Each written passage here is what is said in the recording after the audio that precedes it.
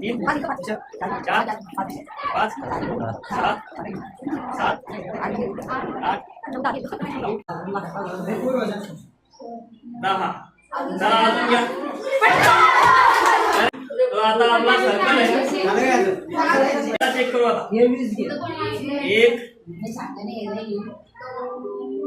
2 3 4 5 7 7 8 9 10 11 12 13 14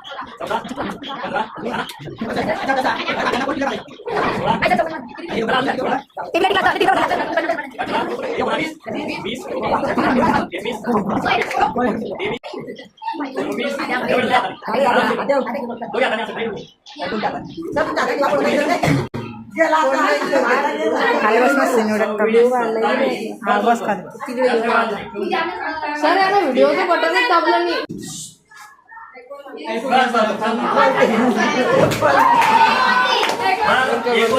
पुस्तकं त्याने घेतली बघा. आपण आज प्रॅक्टिकल केलं यात एक होता आपला ट्रायंग्युलर शेपचा, दुसरा होता आपला रेक्टँगल शेप, नंतर सर्कल. तर यामध्ये सर्वात जास्त वजन आपल्या या सर्कलने सांभाळलं. कोणी सांभाळलं?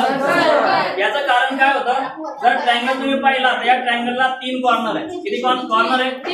यामध्ये 3 अँगल आहे. तर याचं जे वेट होतं ते या 3 कॉर्नरवर गेलं. याचं जे वेट होतं या पुस्तकांचं ते कोशामध्ये डिस्ट्रीब्यूट झालं 3 कॉर्नरमध्ये. तसंच याला 4 कॉर्नर आहे, तर 4 अँगल्स आपल्या याच्यामध्ये असतात. म्हणून याचं जे वजन आहे आपण जे पुस्तक याच्यावर ठेवली होती ती 4 कॉर्नरला गेली. याचं वजन काय झालं, डिस्ट्रीब्यूट झालं. पण हे जे सर्कल तुम्ही पाहिलं तर सर्कल काय करते, असं कोणत्याही कॉर्नरवर सेपरेट वजन पास करत नाही. तर पूर्ण सर्कलवर ते वजन काय होते, डिस्ट्रीब्यूट होते इक्वली. म्हणून यामध्ये जे पिलर आहे ते आपले बिल्डिंगचे पिलर असतील किंवा मोठे मोठे हायवेज असतात, पूल असतात, त्यांचे पिलर हे गोलाकार घेतले जातात.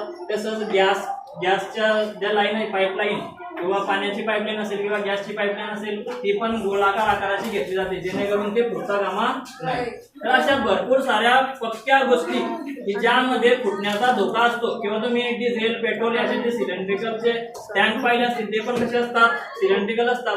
तर या पद्धतीने का बनवले जातात, कारण यांच्यामध्ये तो भार शोषण्याची कॅपॅसिटी कशी असते, जास्त असते. म्हणून ते या शेपचे बनवलेले असतात. समजलं सर्वांना? हो. आपल्या घरातलं जे गॅस सिलेंडर आहे ते पण कोणत्या आकाराचं असते, सिलेंड्रिकल शेप मध्ये असते. तर याच्या मागे हे कारण आहे, तेच आपण आज पाहिलं. ठीक आहे, समजलं सर्वांना?